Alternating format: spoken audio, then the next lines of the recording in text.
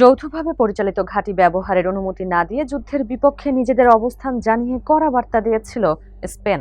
মার্চের শুরুতে দেওয়া সেই ঘোষণার পর ইরানি যুক্তরাষ্ট্র ও ইসরায়েলের সংঘাত ঘিরে উদ্বেগ উৎকণ্ঠ ছড়িয়েছে বিশ্বজুড়ে। নিজ দেশেই বিক্ষোভের মুখে পড়ে ট্রাম্প যখন চরম বেকায়দায়, তখন আরও কঠিন বার্তা নিয়ে হাজির স্পেন। নতুন সিদ্ধান্তে ট্রাম্পের যুদ্ধ বিমানের জন্য বন্ধ হলো মাদ্রিদের আকাশ সীমাও। এখন কি করবেন মার্কিন প্রেসিডেন্ট? পরিস্থিতি কি তবে আরও হাতের নাগালের বাইরে গেল ট্রাম্পের?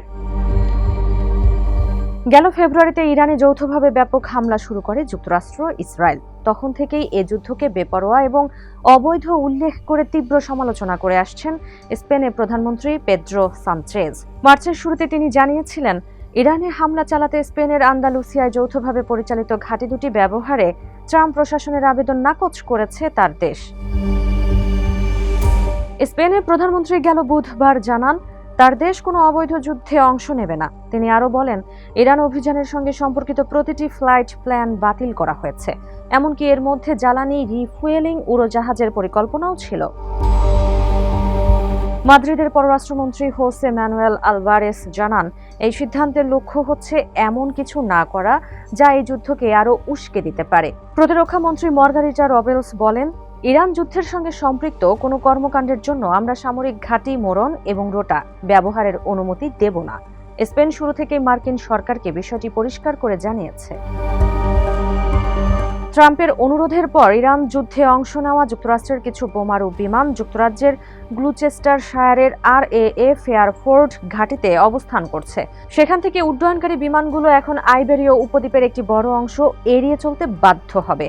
এজন্য তাদের হয় আটলান্টিক মহাসাগরের পূর্বাঞ্চল অথবা ফ্রান্সের উপর দিয়ে উড়ে যেতে হবে।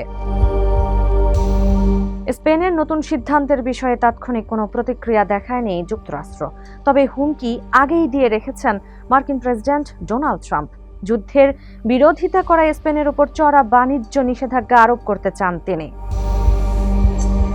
গত 4 মার্চ টেলিভিশনে দেওয়া 10 মিনিটের এক ভাষণে স্পেনের প্রধানমন্ত্রী ইউক্রেন ও গাজা যুদ্ধের পাশাপাশি 20 বছরেরও বেশি সময় আগের ইরাক যুদ্ধের কথা তুলে ধরেন। তিনি বলেন, স্পেন কখনোই যুদ্ধের পক্ষে নয়। মার্চের শেষের দিকে স্পেনে অবস্থিত ইরানি দূতাবাস জানিয়েছে, মাদ্রিদ আন্তর্জাতিক আইনের প্রতি প্রতিশ্রুতিবদ্ধ থাকায় হরমুজ প্রণালী দিয়ে চলাচলের বিষয়ে স্পেনের অনুরোধগুলো ইতিবাচকভাবে বিবেচনা করবে তেহরান।